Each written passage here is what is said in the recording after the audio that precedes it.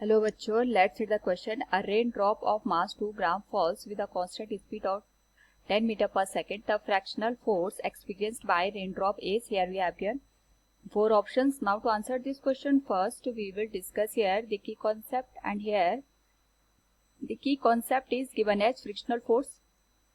तो जो फ्रिक्शन होता है बेसिकली ये दो सरफेसेस के बीच में एक्ट करता है और ये हमेशा रिलेटिव मोशन का अपोज करता है. क्वेश्चन में अगर हम ऑब्जर्व करें, it is stating a rain drop of mass 2 gram falls with a constant speed of 10 meter per second. Suppose हमारे पास ये कोई रेन ड्रॉप को हम कंसिडर करते हैं. अगर ये फ्री फॉल कर रहा होता है रेन ड्रॉप यहाँ पे, उस पर्टिकुलर केस में एक्सेलरेशन ड्यू टू ग्रेविटी इस पे एक्ट करेगा.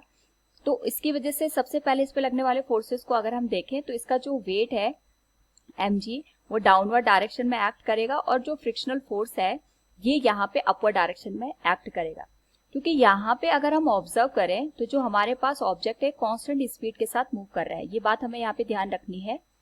अगर हम यहाँ पे देख रहे हैं कि हमारे पास जो ड्रॉप है ये कांस्टेंट स्पीड के साथ मूव कर रहा है, तो कांस्टेंट स्पीड का मतलब ये हो गया यहाँ पे कोई भी एक्सेलरेशन हमें देखने को नहीं मिलेगा. एक्सेलरेशन की वैल्यू 0 होंगी और एक्सेलरेशन तभी 0 हो सकता है जब इस पे लगने वाले जितने भी नेट फोर्सेज है उन सबका सम यहाँ पे 0 के बराबर हो.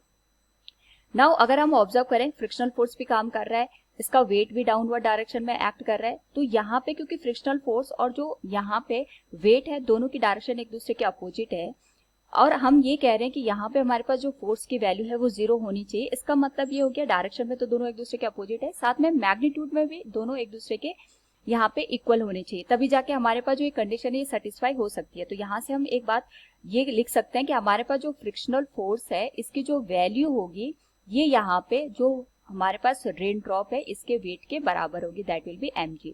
तो डायरेक्ट हम यहाँ पे mg से इसको फाइंड आउट कर सकते हैं. मास आ जाएगा 2 ग्राम, इसको हम केजी में कन्वर्ट करने के लिए 1000 से डिवाइड करेंगे और एक्सेलरेशन ड्यू टू ग्रेविटी की वैल्यू हम यहाँ पे 10 के बराबर ले लेते हैं. तो 0 से 0 कैंसिल हो गया, this will be given as 0.02 Newton.